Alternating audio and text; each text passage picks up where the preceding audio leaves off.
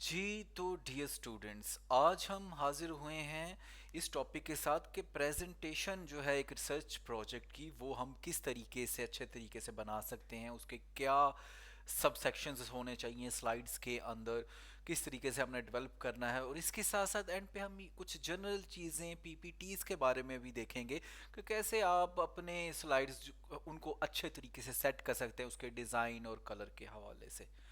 तो सबसे पहले हम ये देखते हैं कि हाउ टू राइट प्रेजेंटेशन के, कैसे डेवलपमेंट करनी है एक प्रेजेंटेशन की। तो सबसे पहले चीज़ हमारे पास उसका स्ट्रक्चर आ जाता है कि सबसे पहले तो आप उसका टाइटल पेज लिखेंगे जिसमें आप अपना जो है नाम और प्रोजेक्ट का टॉपिक, उसके नीचे अपना नाम, सुपरवाइजर का नाम और इदारे का नाम लिखेंगे। और उसके नीचे ये चीज़ ऑप्शनल है कि आप एब्स्ट्रैक्ट या टेबल ऑफ कंटेंट दे भी सकते हैं और नहीं भी दे सकते, प्रपोजल के लिए भी, फाइनल अगर आप डिफेंस कर रहे हैं उसके लिए भी। आपने उसके बाद इंट्रोडक्शन लिखना होता है, इंट्रोडक्शन के अंदर क्या चीज़ें लिखनी है हमने, ये अभी हम देखते हैं। और उसके बाद आपने लिटरेचर रिव्यू की एक स्लाइड कंप्रीहेंसिव सी डालनी होती है। फिर आपने अपने जो रिसर्च मेथड्स हैं और डाटा है उसको एक्सप्लेन करना होता है। और अगर वो प्रपोजल है तो आप एक्सपेक्टेड आउटकम भी लिख सकते हैं, रेफरेंस लिस्ट भी दे सकते हैं। तो हम ये देखते हैं इनको वन बाय वन कि क्या हमने करना है। तो सबसे पहले तो ये है कि आप फर्स्ट स्लाइड में आप अपना टॉपिक लिखेंगे और उसमें अपना, उसके बाद नेम और सुपरवाइजर का नेम लिख देंगे। इसके बाद आपने अपना इंट्रोडक्शन लिखना होता है। कोशिश करनी है कि ये एक ही स्लाइड हो जिसके अंदर आप ब्रीफली अपना इंट्रोडक्शन दे दें कि ये मेरा टॉपिक है और ये इसकी थोड़ी कुछ इंपॉर्टेंस एक दो लाइन की लिख दें। और जो रिसर्च गैप है कोशिश करें आप उसी स्लाइड में मेंशन कर दें या अगली स्लाइड में उसको मेंशन कर सकते हैं। और ये बात मैं पहले भी बता चुका हूँ कि लिटरेचर गैप जो है वो आपके रिव्यू सेक्शन से निकलता है। तो रिव्यू सेक्शन किस तरीके से लिखना है उसके लिए हमने नीचे वीडियो में लिंक दिया हुआ है। आप उस वीडियो को देखें कि how to develop a review section and how to develop an introduction section for a research work. ये दोनों लिंक्स गिवन है, इनको भी आप पहले वॉच कीजिए ताकि आपको थोड़ा सा आइडिया हो जो कि आपने किस तरीके से राइटअप को लेकर चलना होता है और प्रेजेंटेशन के अंदर किन चीज़ों को लेकर चलना है। इनको कंसाइजली उन्हीं चीज़ों को आपने यहाँ पे प्रेजेंट करना होता है। एक स्लाइड में आप कोशिश करेंगे कि आप दूसरी स्लाइड में इंट्रोडक्शन और गैप दोनों ही लिख दें। इसी तरीके से उससे नेक्स्ट स्लाइड में आपने कोशिश करनी है कि आप ऑब्जेक्टिव लिख दें और हाइपोथेसिस और सर्च क्वेश्चन उससे नेक्स्ट स्लाइड में लिख सकते हैं। इसकी एक जनरल थोड़ी मैं एग्जांपल भी दूंगा आगे चल के। इसी तरीके से उससे ऑनवर्ड आपने क्या करना है कि नेक्स्ट स्लाइड के अंदर आपने रिव्यू ऑफ लिटरेचर लिखना है जिसमें आपने हाईलाइट करना है कि जो एग्जिस्टिंग स्टडीज़ हैं उन्होंने कौन से मॉडल यूज़ किए हैं, कौन से इकोनोमेट्रिक मेथड्स या रिसर्च मेथड उन्होंने यूज़ किए हैं और उन की क्या लिमिटेशन है। तो ये आपने एक स्लाइड में 4 से 5 लाइनों में लिखना होता है, यानी इसको आपने कंसाइज करना है। और हो सके तो प्रेजेंट करते हुए आप रिव्यू ऑफ लिटरेचर को स्किप कर सकते हैं, लेकिन आप बेहतर है कि एक स्लाइड डाल लें और फिर आप उसको स्किप करें या ना करें वो फिर ड्यूरिंग जो प्रेजेंटेशन है उस वक्त आप डिसाइड करें, प्रैक्टिस करते हुए आप डिसाइड कर सकते हैं। इसी तरीके से आपने नेक्स्ट स्लाइड के ऊपर अपना मॉडल लिखना है और डाटा जो आप ले रहे हैं वो कितना उसका टाइम पीरियड है और इसके साथ साथ उसके सोर्सेज क्या हैं, डाटा आपने कैसे कलेक्ट किया, कहाँ से कलेक्ट किया और उनका यूनिट ऑफ मेजरमेंट ये आपको ज़ुबानी आना चाहिए। अगर आप इकोनॉमिक्स के हैं तो आपको पता होना चाहिए जीडीपी है तो जीडीपी एट कांस्टेंट वैल्यू हमने ली है किस ईयर पे है, या अगर आप कैपिटल स्टॉक ले रहे हैं तो उसका यूनिट ऑफ मेजरमेंट क्या है, ह्यूमन कैपिटल ले रहे हैं उसका यूनिट ऑफ मेजरमेंट क्या है। तो आपको उसके यूनिट ऑफ मेजर ज़बानी याद होनी चाहिए और ये अपने स्लाइड के ऊपर लिखने भी होते हैं। 1 से 2 स्लाइड इसके ऊपर आप लिख सकते हैं।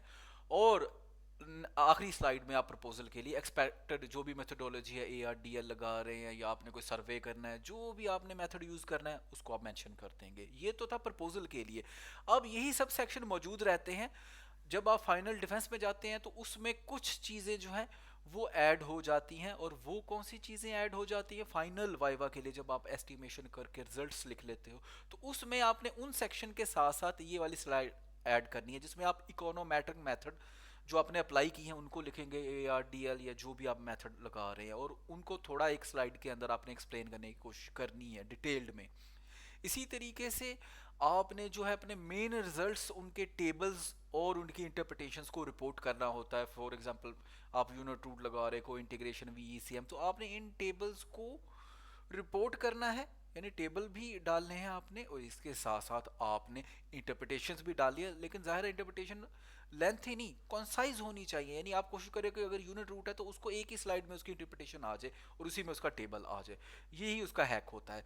और इसी तरीके से एंड पे सबसे आपने कंक्लूजन लिखना होता है, जो मेन आपका कंक्लूजन है, सिग्निफिकेंट जो की फाइंडिंग्स है उनकी बेस के ऊपर, और उसकी इम्प्लीकेशन, पॉलिसी इम्प्लीकेशन, और एंड पे आपने लिमिटेशन एक दो मेंशन कर देनी होती है कि ये हमारी स्टडी की लिमिटेशन है। तो इस तरीके से आप सक्सेसफुली अपना एक जो रिसर्च वर्क है उसको प्रेजेंट कर सकते हैं किसी भी जगह पे, प्रपोजल भी और उसका जो फाइनल फॉर्मेट होता है एस्टिमेशन के बाद उसको भी।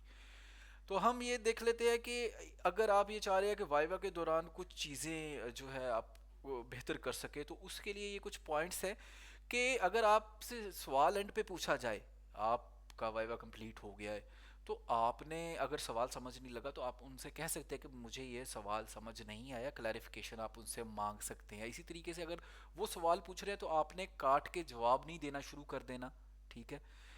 प्रेजेंटेशन के दौरान भी और एंड पे जो सवाल पूछा जाए, दोनों जगह पे आपने जल्दी नहीं करनी बिल्कुल भी। और इसके साथ साथ ये भी है कि अगर आपको आंसर नहीं आता तो आपने ऑनेस्ट होना है, आप वहाँ पे सॉरी कर सकते हैं कि मुझे इस स्पेसिफिक क्वेश्चन का आंसर नहीं आता, ताकि आपका टाइम वेस्ट ना हो। और इसी तरीके से आपने जो है किसी किस्म का भी यानी कॉन्फिडेंस तो शो करना है, लेकिन ओवर कॉन्फिडेंस नहीं होना, क्योंकि फिर आप एरोगेंस लग सकते हैं। इसी तरीके से आपने जो अपने आंसर है उनको स्ट्रक्चर्ड और कंसाइज रखना है। तो ये आप कैसे कर सकते हैं? जब आप पहले ही अच्छे से प्रैक्टिस कर लेंगे तो ये सारी चीज़ें पॉसिबल है, और आपने अपने आप को प्रैक्टिस के ज़रिए से बेहतर बनाना है।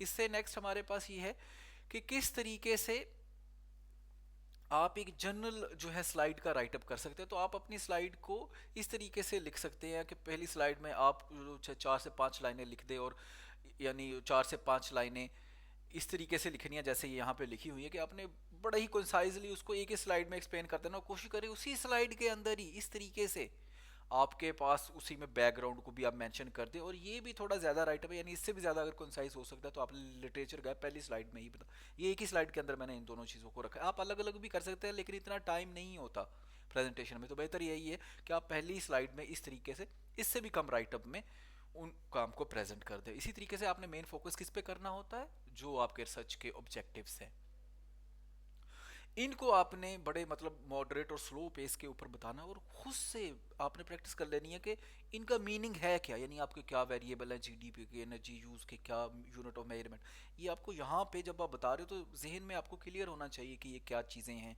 और हम क्या करने जा रहे हैं, और इनको आपने मॉडरेट पेस के ऊपर एक्सप्लेन कर देना है। इसके साथ साथ फिर जो नेक्स्ट चीज़ है हमारे पास, वो उसकी सिग्निफिकेंस आप 1 से 2 लाइनों में बता सकते हैं कि किन ग्रुप को फ़ायदा हो रहा है, कौन से पॉलिसी मेकर है, गवर्नमेंट है, इंडस्ट्री है, एकेडेमिया है, किन को ये आपकी स्टडी जो है बेनिफिट कर सकती है, नॉलेज इंक्रीज कर सकती है, की साइट्स जो है डेवलप हो सकती हैं। ये भी 1 से 2 लाइनों में आपने बताना है, यानी चीज़ों को कंसाइज रखना है। इसके साथ साथ आपने जो है अब स्लाइड के अंदर कोशिश करनी है कि एक ही स्लाइड में आप अपना हाइपोथेसिस एक या एक से ज़्यादा जो भी हैं, और इसके साथ साथ रिसर्च क्वेश्चंस भी बता दें।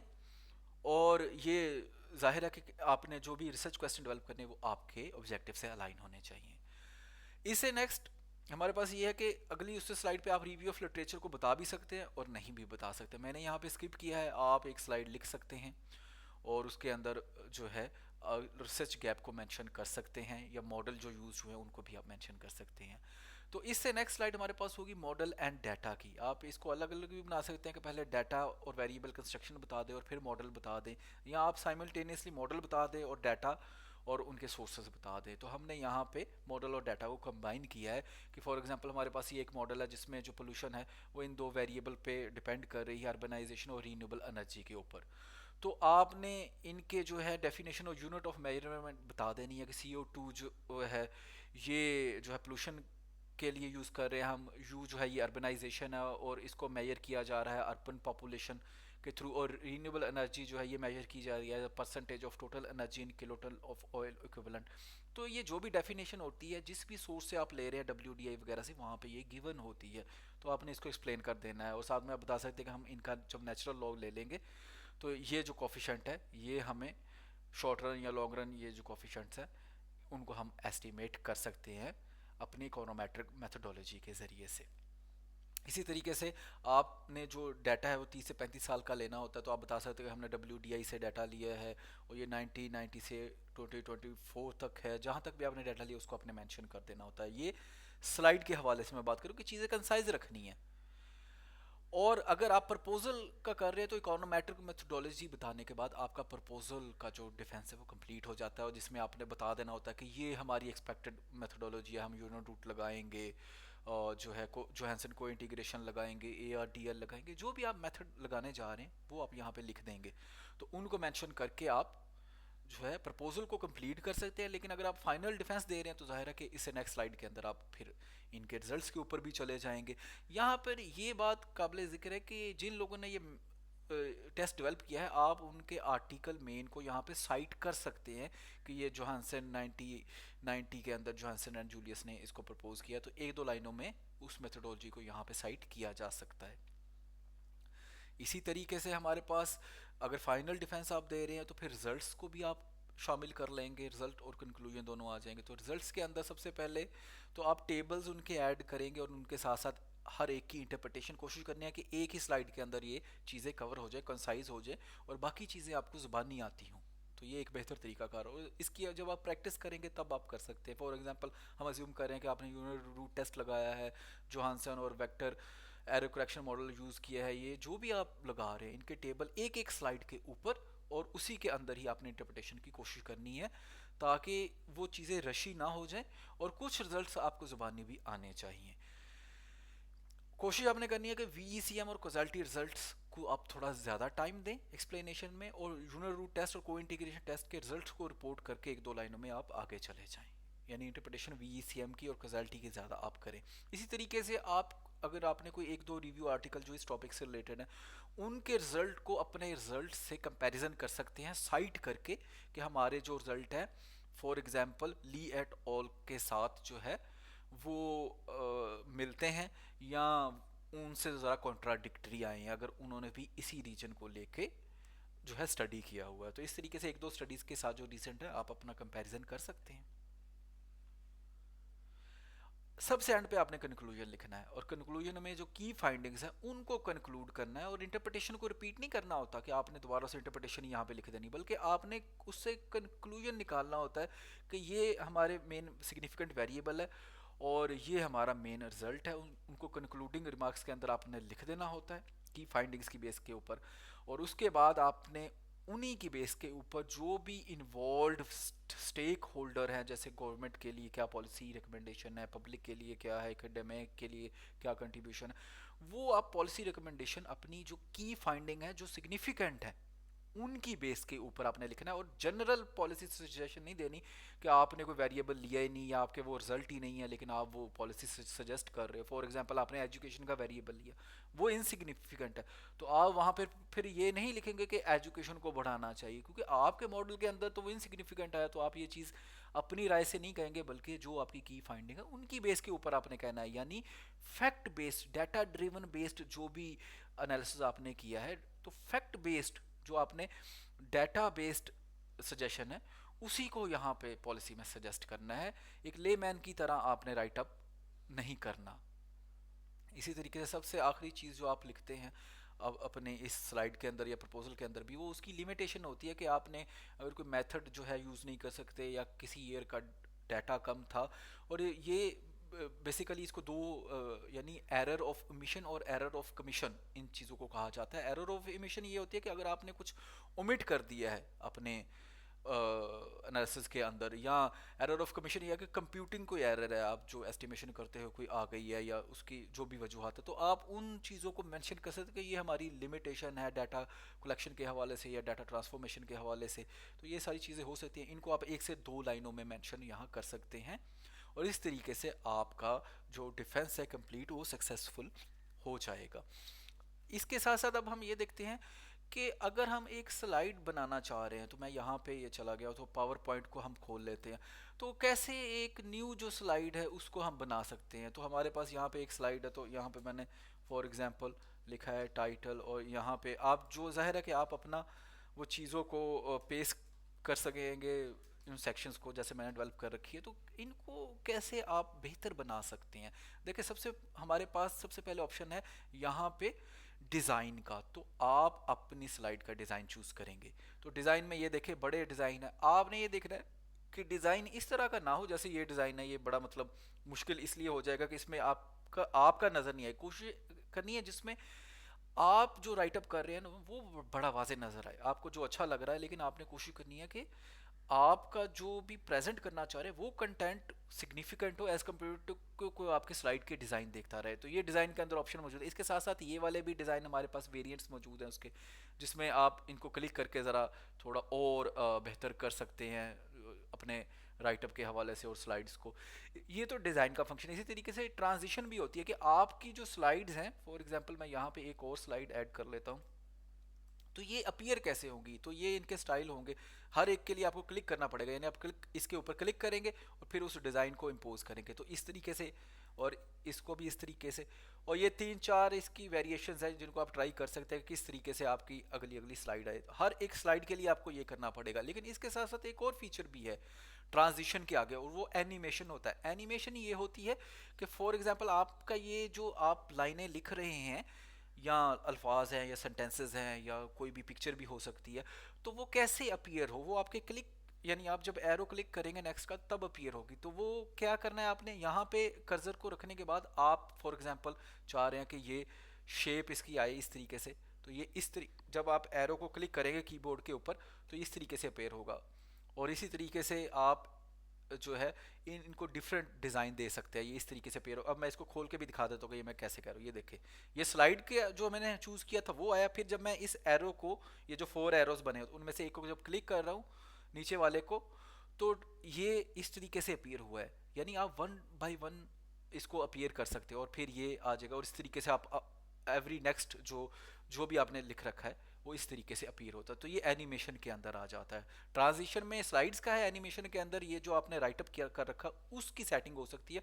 और ये डिफरेंट तरह की है, ये देखें, ये इस तरीके से, या व्हील है तो ये इस तरीके से नज़र आएगा, इसी तरीके से सरवा, ये इस तरीके से भी नज़र जो आपको। लेकिन आप कोशिश करें कि 1 से 2 आप रखें पूरे में, ये नहीं है कि आप हर लाइन के लिए एक नया वो चूज़ कर लें, वो ज़रा इतना अच्छा नहीं लगता। ये 1 से 2 आप डिफरेंट इसकी वेरिएशंस रख सकते हैं।